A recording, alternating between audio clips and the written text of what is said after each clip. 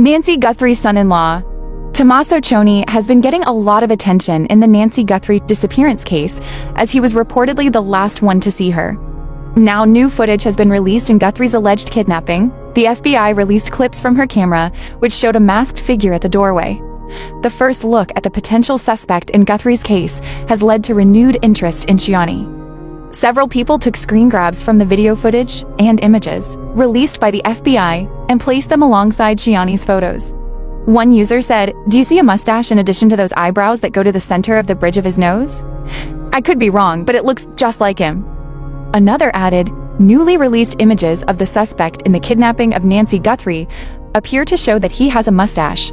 Other angles looks like a beard as well." Many are speculating this could be Savannah Guthrie's brother-in-law. The 84-year-old woman Nancy Guthrie had dinner with Cioni's wife, her daughter, Annie, on January 31st. Her son-in-law, Tommaso Cioni, then dropped her home, which is reportedly close to theirs. She was reported missing the next day. Authorities believe Guthrie was kidnapped from her home in the intervening. Someone in our comments recently told us to stop. Stop looking at Tommaso. Stop looking at the band. Stop trying to overlay their photos onto a masked man whose face nobody can confirm. And maybe, just maybe, they have a point. But here is the thing about a working theory. You do not abandon it because someone tells you to. You abandon it when the evidence tells you to. And right now, the evidence is not telling us to stop. It is telling us to look closer. 2 hours, 2 clips, roughly 40 seconds of footage, and something in that footage just changed everything. Before we get into what those 40 seconds revealed, we owe it to the integrity of this investigation to be honest about our process. We do not operate a witch hunt here. We do not pick a name and then work backward to build a case around it. We follow compelling evidence wherever it leads. We apply the same level of scrutiny to every thread regardless of where it points. And when a thread stops pulling, we set it down. That has always been the standard. It remains the standard. Now, if you have been following this series from the beginning, you already know that Savannah Guthrie's brother-in-law, Tommaso Cioni, plays bass and sings in a Tucson-based rock band called Early Black. 3 members, 3 men whose names entered the public conversation the moment Tommaso's came under scrutiny. And because this is the kind of coverage that does not just throw darts at a board and hope something sticks, we have gone through every one of those 3 men individually, methodically, with the same measuring stick applied to each. Before you go any further, if this kind of investigative documentary content is what you come here for, take 5 seconds right now and hit that like button, subscribe to this channel, and share this video with someone in your circle who has been following this case. Not to grow a number on a screen, but because the more eyes that are on a case like this, the harder it becomes for the truth to disappear quietly. Now let us get into it. The first member of Early Black we looked at was Dominic Evans. Dominic plays drums for the band and has been a longtime friend of Tommaso Cioni.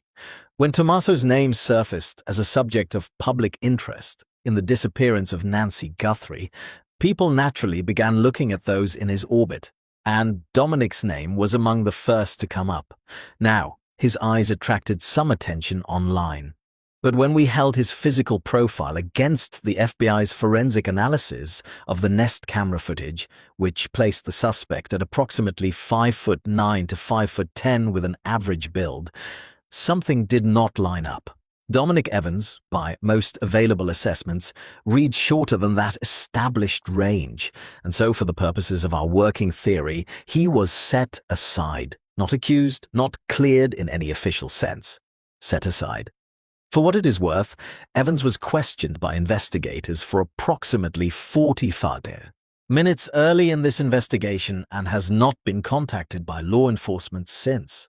He later spoke with the New York Times about the toll that months of online speculation had taken on him. We acknowledge that, we take it seriously, and we move on. The second member is Walter Gonsalves Jr. He handles guitar and vocals for Early Black, and visually, there is something about him that has occasionally caught the eye. We are not going to pretend otherwise, but that visual pull never translated into a coherent, evidence-based reason to look his way with the same sustained focus we have brought to the third member.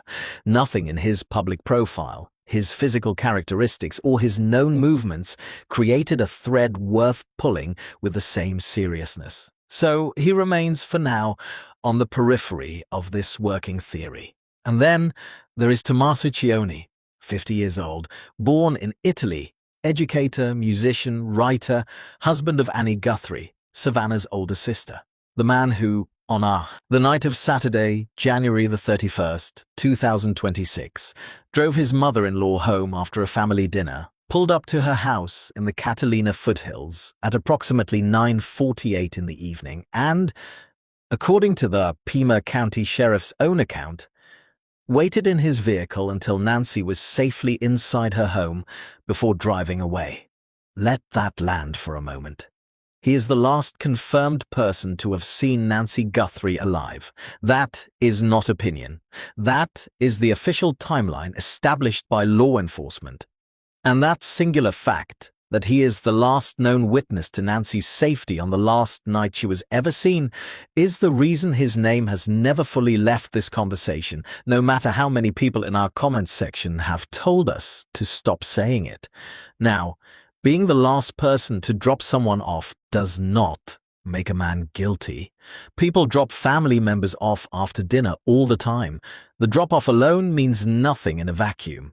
But in the context of an active federal kidnapping investigation where that same person has gone completely silent, has given no interviews, has made no voluntary public statements, has offered nothing to a media ecosystem that has been circling this case for months, the drop-off stops being just a data point. It becomes a frame. And everything else we are about to show you fits inside that frame. Because here is what we have never gotten from Tommaso Cioni. A voice, not even a sentence, not through a spokesperson, not through a lawyer's statement, not through a coordinated family message that bears his name and his words. The Guthrie siblings, Savannah, Annie, and Cameron, have appeared in joint videos. They have written public statements. They have faced cameras, answered questions, and wept openly in front of the entire country. Tommaso has stood beside them in some of those moments, but his mouth has not moved in any of them in a meaningful way. He has been a presence, never a voice. To be fair, and we always try, to be fair, that is his right. Every single person has the right to remain silent. That right exists for a reason. If I did not want to speak publicly about something, I would not. Full stop. That choice alone does not incriminate anyone. But when we know, from his own life, from the career he built, from the social media presence that existed before all of this, that Tommaso Cioni is not a shy man. Not a man who shrinks from engagement, not a man without opinions or the language to express them, then the silence takes on a different quality. It is not the silence of an introvert. It is not the silence of someone who simply has nothing to say. It is the silence of a man who has made a specific, deliberate, sustained decision to say nothing. And that decision has a reason behind it, even if we do not yet know what that reason is. We feel we are going to find out. And the footage we are about to show you is part of the reason why. But before we get to the footage, let us talk about something that often gets glossed over in coverage of this case. Tommaso Cioni is not a mystery man in the conventional sense. He is not someone with no paper trail, no documented history, no public presence at all. He teaches 6th grade science and AP biology at Basis Oro Valley, a highly ranked charter school in Tucson. He has played bass in a band that gigged locally for years, recorded in a studio, and maintained a presence on music platforms. He has a wife who describes him publicly as her greatest teacher and the meaning of her life. He has a son. He has lived in Tucson for nearly 2 decades. He is embedded in a community, in a family, in a life that is not hidden. And that is what makes the silence so specifically loud. Because here is what we know about how men like Tommaso, educated, articulate, community-oriented men with no history of public adversity, typically respond when their names are attached to something like this. They speak. They defend themselves. They issue statements through lawyers if they feel legal exposure makes direct statements inadvisable. They do something because the cost of saying nothing when your name is in the mouth of every cable news anchor in the country is enormous. It is reputational. It is professional. It is personal. The silence costs him something real every single day that it continues. And yet, nothing. Early Black, the band that connects Tommaso to Dominic Evans and Walter Y. Gonsalves Jr., was founded in April of 2007. Their debut album is called Life, Love, Love, Murder. They recorded locally in Tucson, played shows around southern Arizona, and built a small but genuine presence in the local music scene. That album title has attracted attention in this investigation for obvious reasons. We are not going to read into a band name as evidence of anything. Artists name their work in creative contexts that have nothing to do with their private lives, and drawing a straight line from an album title to an alleged crime is not the kind of analysis we do here. But we note it because it is part of the public record, and the public record is what this investigation is built on. On February 10th, 2026, FBI Director Kash Patel announced that investigators had recovered surveillance footage from Nancy Guthrie's Google Nest doorbell camera. This was significant for more reasons than one, because in the days immediately following Nancy's disappearance, law enforcement had publicly stated that the footage from that camera was gone. The device had been disconnected and removed from its mounting. The camera had been physically tampered with in what appeared to be a deliberate act. And because Nancy did not have an active paid subscription plan that would have saved video to the cloud in the traditional sense, officials initially believed they had nothing to work with. What followed was one of the most remarkable forensic digital recoveries in recent memory. Working with Google and private sector partners, the FBI extracted residual data from back-end systems, data that existed in a kind of digital limbo, marked for deletion, waiting to be overwritten by newer data that would now never arrive because the camera was gone. 10 days after Nancy disappeared, that data became evidence. What Kash Patel released to the public were 2 separate video clips. The first clip runs 27 seconds and shows the suspect approaching the front door, raising a gloved hand toward the camera, then moving away. The second clip runs 14 seconds and shows the same individual facing the lens directly, flashlight held in his mouth, hands raised, before using vegetation from a nearby shrub to block the view entirely. Together, these 2 clips total roughly 41 seconds. 41 seconds of an armed, masked individual on the property of an 84-year-old woman on the night she vanished from the face of the earth. Most people watched these clips. Once, maybe twice. They registered the mask, the backpack, a black 25-liter Ozark Trail hiker pack, as identified through FBI forensic analysis.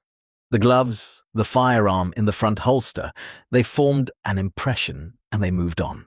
We did not move on. We sat with those 41 seconds for 2 hours.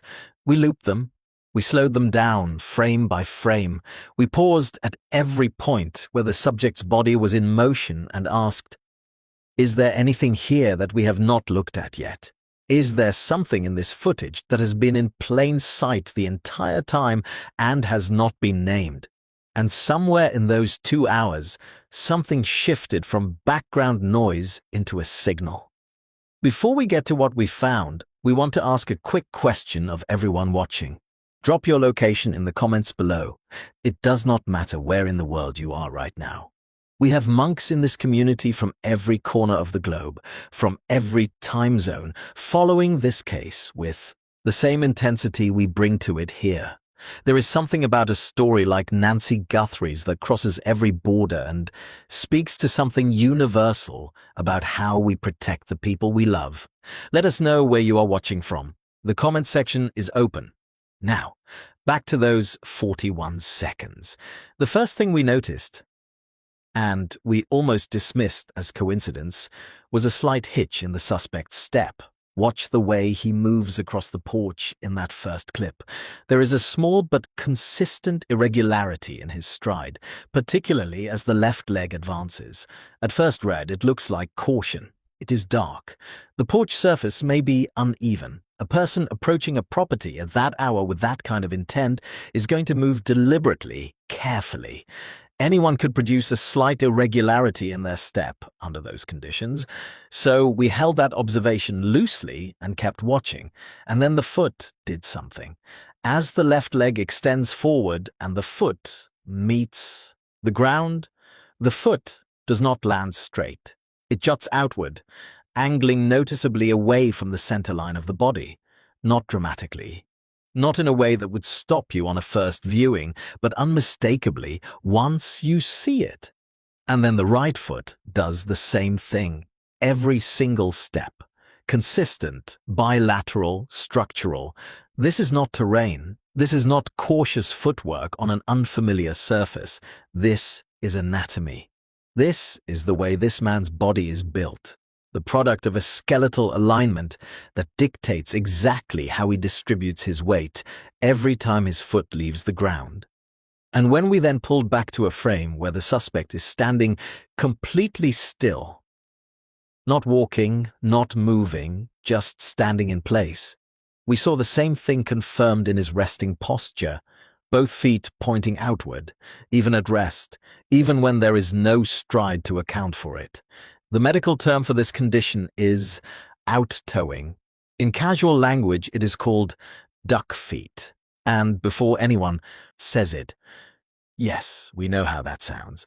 But here is what out-toeing actually is, stripped of the nickname.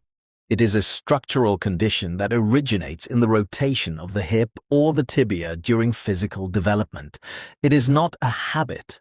It is not a posture someone can correct by paying closer attention to how they walk. It is not something that disappears under pressure or when someone knows they are being watched.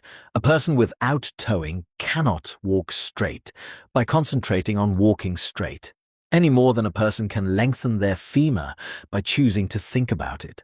When this man walks, his feet point outward, on camera, off camera, at midnight, on a porch in the desert, and in the middle of the afternoon on a public sidewalk. Always. It is one of the most stable, involuntary physical identifiers that a human body can produce. Now look at something else in the footage. Look at the legs themselves, not the feet, the legs. Most people have what is called neutral, lower limb alignment. Straight legs, with the knee tracking roughly over the ankle in normal standing. Some people have what is called valgus alignment, or knock knees. The legs angle inward at the joint. But look at this suspect. His legs bow very slightly outward. It is not pronounced. You have to be looking for it. But it is there. And it is structurally consistent with the out-toeing pattern below it. These two physical characteristics, the slight bowing of the legs and the out-toeing of the feet, are connected through the same underlying biomechanical logic. Together they form a postural signature, not one isolated marker that could be coincidence, but a composite of structural traits that belong to this specific body. Now, brace yourself. On March 2nd, 2026, NewsNation correspondent Brian Entin posted footage to X showing Savannah Guthrie, her sister Annie, and Annie's husband Tommaso Cioni arriving at the memorial outside Nancy Guthrie's Catalina Foothills home. The footage, The three of them walk arm in arm toward the front of the property, Savannah on one side, Annie on the other, and Tommaso Cioni in the center. Watch his feet. As his left leg extends forward, the foot juts outward. Every step. As his right leg follows, the same thing. The same bilateral pattern, the same slight hitch in the left leg just before the stride completes. And when the footage gives us an unobstructed view of his natural resting stance, both feet point outward, even when he is standing still with no movement to explain it. Tommaso Cioni has duck feet. We want to be direct about what we are and are not saying. We are not saying a matching gait is a confession. We are not declaring the man in the nest footage and Tommaso Cioni to be the same person. What we are saying is this. The FBI released those 41 seconds because they believe someone will recognize something. Former FBI agents have gone on television, on podcasts, and in print specifically, discussing the perp's gait as an identifying feature. Not the mask, not the backpack, the walk. Law enforcement professionals who build federal cases have singled out the way this man moves as something that can find him. If the gait matters to them, it matters here. And right now, two men share the same postural signature. That is the working theory. Now consider the full weight of that for a moment. Gait analysis is not fringe science. It is not a YouTube theory. It is a forensic discipline that has been admitted as evidence in federal courts. The FBI has an entire forensic science discipline devoted to the study of human movement, and it has been used to identify individuals in cases where facial recognition was impossible precisely because the subject was masked, hooded, or otherwise concealed. The underlying premise is simple. The way a person moves is a product of anatomy, and anatomy is not something that can be voluntarily altered. A person can wear a mask, a person can wear gloves, a person can pull on a hat, change their shoes, choose a different coat, but the way their hip rotates when their leg swings forward, the angle at which their foot strikes the ground, the subtle compensation pattern their body makes with every stride. These are not things a person controls consciously. They are the output of a skeleton, a set of joints, and a lifetime of muscle memory. They belong to the body the way a fingerprint belongs to the finger. And this is precisely why, when the FBI chose to release this footage publicly, experienced investigators went immediately to the walk. Not to the height estimate alone, not to the backpack ID, the walk.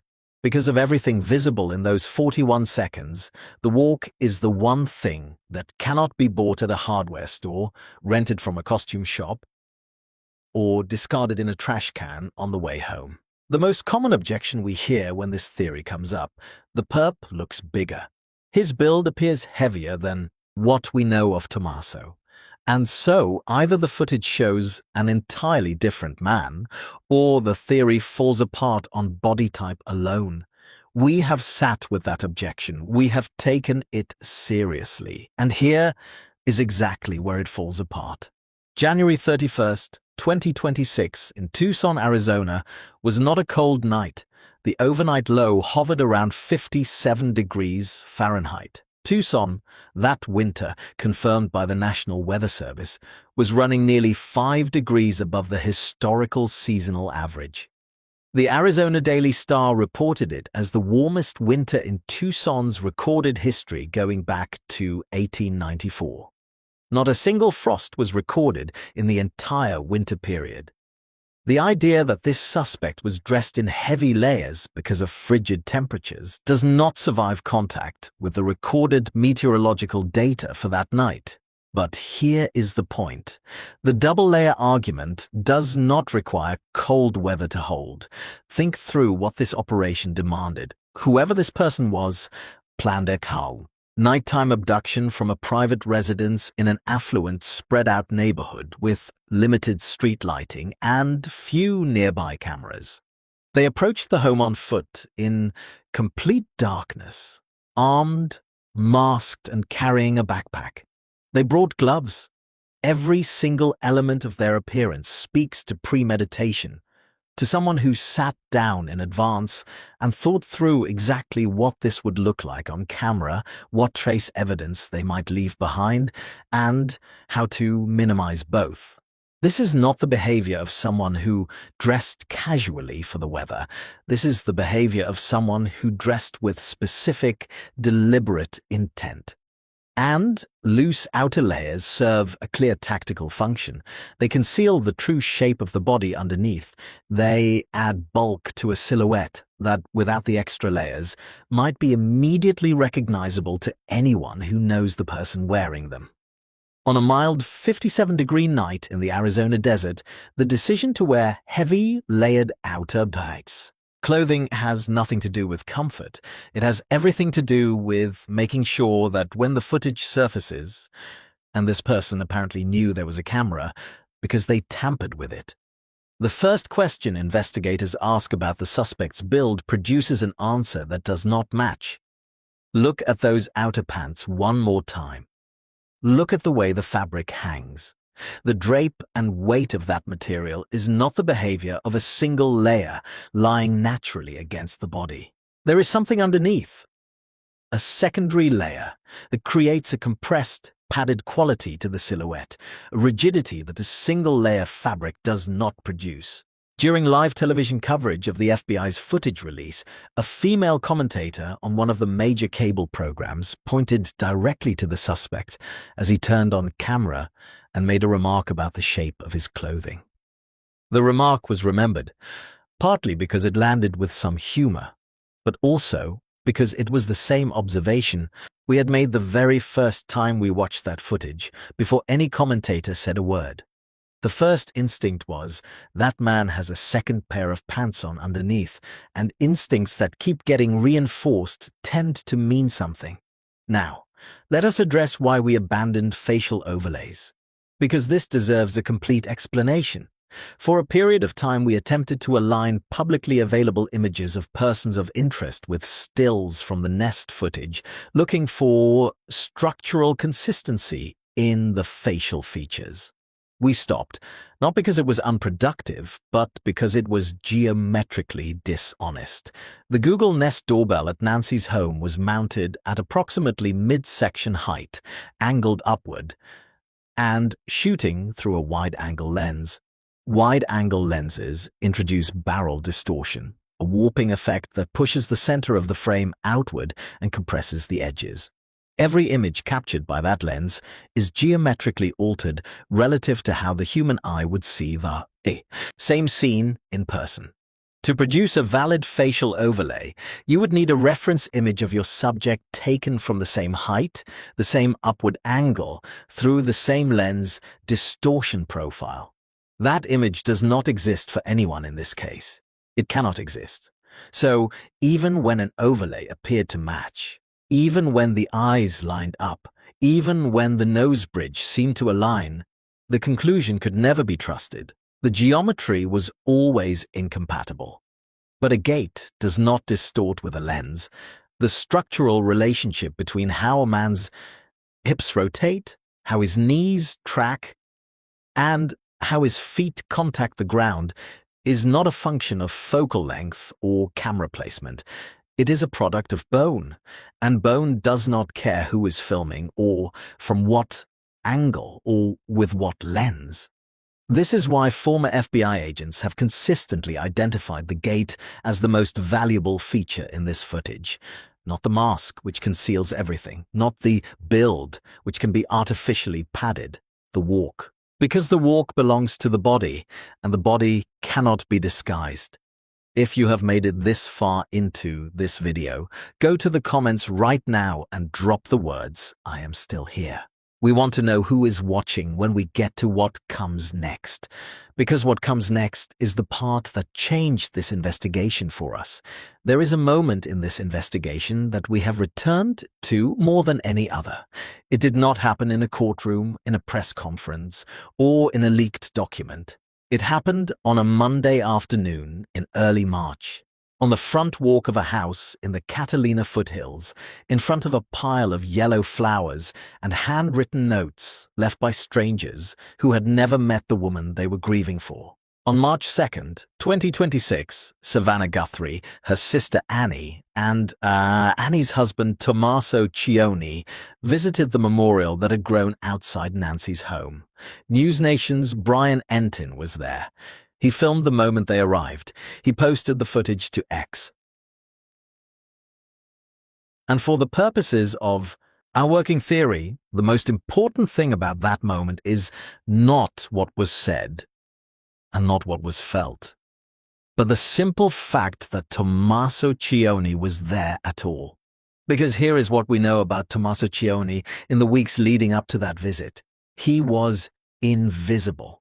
Not in the way that a grieving man stays home and grieves privately, which is completely human and entirely understandable. Invisible in a more deliberate sense. While Savannah gave Instagram statements and sat down with Hoda Kotb for her first major interview, Tommaso was quiet. While Annie appeared alongside her siblings in joint videos pleading for their mother's return, Tommaso was at best a presence at the edge of the frame. While every major network in the country extended interview invitations and offered whatever conditions he asked for, Tommaso said nothing. Not one statement released through a representative, not one sentence attributed to him by name. The silence was total, and it was sustained across every platform, every medium, every opportunity. So when he appears on camera on March 2nd, walking arm in arm with Savannah and Annie in full public view, filmed by a correspondent who has been on the ground since day one, the question is not only what this footage reveals about how he walks. The deeper question is, why was he there? And the answer matters more than the footage itself. Savannah Guthrie did not go to that memorial alone. She could not. Think through the alternative, the anchor of the Today Show, whose 84-year-old mother was taken from her home in the dead of night, standing at a pile of flowers in front of that same home, alone. No sister, no brother-in-law, just Savannah, in front of Brian Entin's camera and a watching world, grieving without her family beside her. That image would have told its own story. It would have raised its own questions, and so Annie had to be there because the sisters belonged at that memorial together. And if Annie was going to stand at that memorial, Tommaso had to stand beside her, because a husband who does not show up for his wife at a moment like that also creates a narrative. And that narrative would have been worse than the footage. He did not choose to be filmed.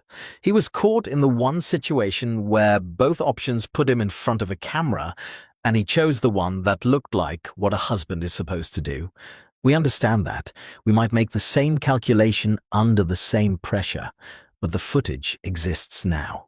And in it, for the first time in this investigation, we have Tommaso Cioni's gait captured on publicly available video at a natural, unhurried, completely unguarded pace. No performance. No awareness of the physical scrutiny that would follow. Just a man walking toward a pile of flowers, and that walk told us what we needed to know. There is a moment in the Entin footage where Savannah removes her sunglasses. She is standing at the memorial, looking at everything that has accumulated there, and the glasses come off. We are not going to narrate what that looks like. Anyone who has ever stood at a place where grief and love exist in the same breath knows exactly what that moment means. Some things do not need explanation. They just need to be witnessed. Now, before we move into the close, there is a still image, a specific photograph that launched a new line of thinking that we have been quietly developing. We are not going to reveal it here. It is not ready, and it may never come together completely. But it connects to something specific about why Tommaso might be avoiding cameras beyond the general instinct to stay quiet. And it is unlike any angle we have pursued in this case before. The image is on your screen now. Study it. If you think you know where this is going, put it in the comments. If one of our monks gets there before we do, that changes the next video completely. This channel exists because of this community. The monks who have been here through every episode of this series, every update, every turn in this investigation. If you are part of this community and you have not yet joined our YouTube membership, this is the moment to consider it. Your membership directly supports the research, the production, and the commitment to staying on a case when the rest of the world has moved on to something else. The link is below this video. Come join us on the inside. Let us be precise about something before we close, because precision matters in a case where real people's lives and reputations are at stake.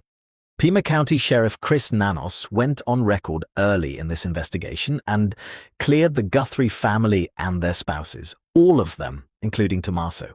He called the characterization of Tommaso as a prime suspect, floated publicly by Ashley Banfield on her true crime podcast, Drop Dead Serious, after she stepped down from her primetime News Nation show earlier that same month. Reckless. He was unambiguous. We do not dispute that. It is on the public record. But Sheriff Chris Nanos is not the FBI. The FBI has not named Tommaso Cioni as a suspect. That is accurate. But the FBI has also issued no independent affirmative clearance, not once, in any press conference, in any statement, through any spokesperson. The FBI operates on a specific institutional protocol. When an investigation is open and active, the Bureau does not publicly exonerate people. When the FBI is done, they say so. When a case closes, clearances become meaningful. Until then, the FBI's silence is not absolution. It is process. It is a federal bureau doing exactly what federal bureaus do, working methodically, releasing nothing, and trusting that, when the time comes, the work will speak for itself. That gap between a county sheriff's verbal clearance and the FBI's sustained institutional silence is exactly where this working theory lives. The cool kids do not talk. They just work. Now, stand back and look at everything we have assembled. A perp caught on FBI footage with a structural, bilateral out-towing gait that is present in both his moving stride and his natural resting stance. A man in the existing circle of this case who shares that same postural signature, observed on publicly available footage captured on March 2nd, 2026, at an unguarded, natural walking pace. A matching slight bowing of the legs, a confirmed last known contact with the victim at approximately 9:48 p.m. on the night she disappeared. A sustained, deliberate, months-long silence in a case where speaking freely would cost him nothing. And a build that reads heavier in the footage than expected, consistent with the deliberate layering of clothing worn not for warmth, but for concealment. Now let us also be honest about what we do not have. We do not have a confession. We do not have forensic evidence that places Tommaso Cioni at the scene beyond the drop-off that is part of the official timeline. We do not have a motive that has been confirmed by any law enforcement source. We do not have a witness who has placed him anywhere he should not have been. What we have is a framework, as a set of observable, verifiable, physical consistencies that have not been explained away by any alternative evidence. And in an investigation that has now stretched past 50 days with no arrest, no named suspect, and no public breakthrough, a framework that holds together under scrutiny is not nothing. It is the thing we keep coming back to. None of these things, taken alone, close a case. None of them are proof of anything. We are not presenting them as proof. We are presenting them as a working theory that has not collapsed, has not been disproved, has not been made smaller by the evidence. If anything, it has grown more coherent and more difficult to wave away with every video we produce. And it will keep growing until one of two things happens. Either new evidence surfaces that directly contradicts what we have built here, in which case we will acknowledge it openly and adjust accordingly, because that is what honest investigation looks like. Or The FBI finishes its work in Tucson, and the truth comes out in its own time. We will be here either way. We will be watching. We will be following every development in this case with the same attention we brought to those 41 seconds on the night we decided not to move on. This is not a verdict. This is a working theory that keeps getting harder to dismiss, and the only people who can collapse it or confirm it are sitting at the FBI's Phoenix command post, saying absolutely nothing. But the FBI moved that command post to Phoenix for a reason.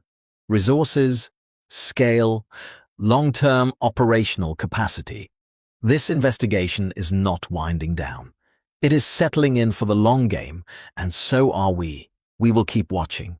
We will keep watching those 41 seconds until there is nothing left to find in them, and we will be here when the next development breaks in this case. While we wait on Tucson, there is another case that has been waiting for over 2 decades. Maura Murray disappeared on a New Hampshire road in 2004, and almost everything about that night still does not add up. We went in trying to block out the noise, 22 years of theories, rabbit holes, and competing narratives, and just stuck to the police reports and the timeline. We studied the geography, the witness statements, the physical evidence, and the timeline of a single night that ended with a young woman vanishing without a trace on a quiet mountain road. We think we know what happened to Maura that night. The playlist is above this video. Start from the beginning. And if this content has been valuable to you, share it with the people you love.